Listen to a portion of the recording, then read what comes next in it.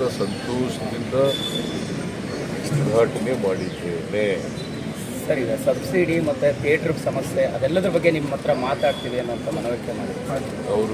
ನಾನು ಕನ್ನಡ ಚಲನಚಿತ್ರಗಳ ಬೆಳವಣಿಗೆಗೆ ನಮ್ಮ ಸರ್ಕಾರ ಎಲ್ಲ ರೀತಿಯ ಸಹಾಯವನ್ನು ಮಾಡ್ತೀವಿ. ಇವತ್ತಿನಿಂದ ಬಹಳ ದಿನಗಳಿಂದ ಮಾಡ್ಕೊಬಿಡ್ತೀವಿ, ಈಗಲೂ ಮಾಡ್ತೀನಿ, ಮುಂದೇನೂ ಮಾಡ್ತೀನಿ. ಸರ್, 90 ವರ್ಷಗಳ ಇತಿಹಾಸ ಇರತಕ್ಕಂಥ ಕನ್ನಡ ಚಿತ್ರರಂಗಕ್ಕೆ ಸುಮಾರು 90 ವರ್ಷಗಳಿಂದಾನು ಇಲ್ಲಿವರೆಗೂ ಒಂದು ಖಾಸಗಿ ಕಟ್ಟಡದಲ್ಲಿದ್ದರು. ಈಗ ಸ್ವಂತ ಕಟ್ಟಡವನ್ನು ಮಾಡ್ಕೊಂಡಿದ್ದಾರೆ.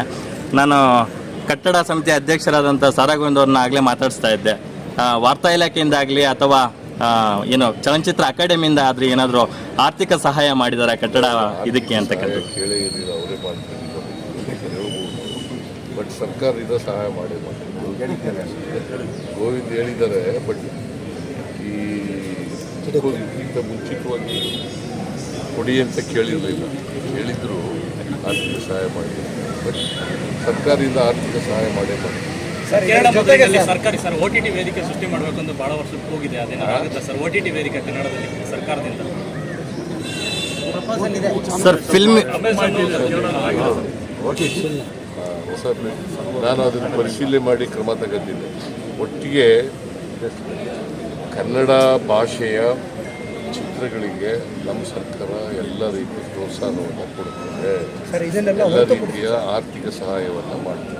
ಸರ್, ಫಿಲ್ಮ್ ಸಿಟಿ ವಿಚಾರವಾಗಿ ಪ್ರತಿ CM ಅವ್ರು ಬಂದಾಗಲೂ ಸಹ ಪ್ರತಿಯೊಂದು ಇದರಲ್ಲೂ ಬಜೆಟ್ ಅಲೋಕೇಶನ್ ಆಗುತ್ತೆ, ಆದರೆ ಇಲ್ಲಿವರೆಗೂ ಕನ್ನಡಕ್ಕೆ ಒಂದು ಫಿಲ್ಮ್ ಸಿಟಿ ಆಗಿಲ್ಲ ಅಂತಕ್ಕಂಥದ್ದು. ಅಂದರೆ ವರ್ಷಕ್ಕೆ 250ರಿಂದ 300 ಸಿನಿಮಾಗಳನ್ನು ನಿರ್ಮಾಣ ಮಾಡುವಂಥ ಒಂದು ದೊಡ್ಡ ಚಿತ್ರರಂಗವಾಗಿ ನಮ್ಮ ಚಿತ್ರರಂಗ ಬೆಳೀತಾ ಇದೆ. ಮೈಸೂರು ಕಡ್ಕೊಳ್ಳೋದು ಹಿಮಾವಳಿ ಅಲ್ಲಿ 100 BJಪಿಯವರು ಸರ್ಕಾರ ಮಾಡಬೇಕು ಇರ್ತಾರೆ, ಜಗ್ಗಿಸಿದ್ದಾರೆ.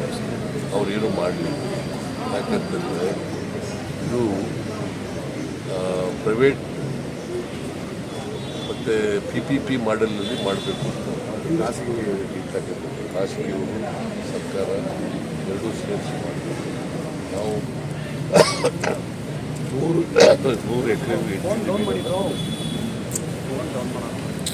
ಫಿಲ್ಮ್ ಸಿಟಿ ಮಾಡಲೇಬೇಕು. ಅದರಿಂದ ಅದು ರಾಜ್ಕುಮಾರ್ ಅವರ ಕನಸು ಕೂಡ ಇದೆ.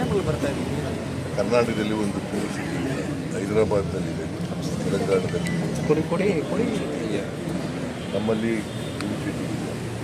ಸೊ ಫಿಲ್ಮ್ ಸಿಟಿ ಆಗಲೇಬೇಕು. ಇದು ಡಾಕ್ಟರ್ ರಾಜ್ಕುಮಾರ್ ಅವರ ಕನಸಾಗಿದ್ದು, ಆ ಕನಸನ್ನು ನನಸು ಮಾಡ್ತಕ್ಕಂಥ ಪ್ರಯತ್ನವನ್ನು ನಮ್ಮ ಸರ್ಕಾರ ಮಾಡ್ತಾರೆ.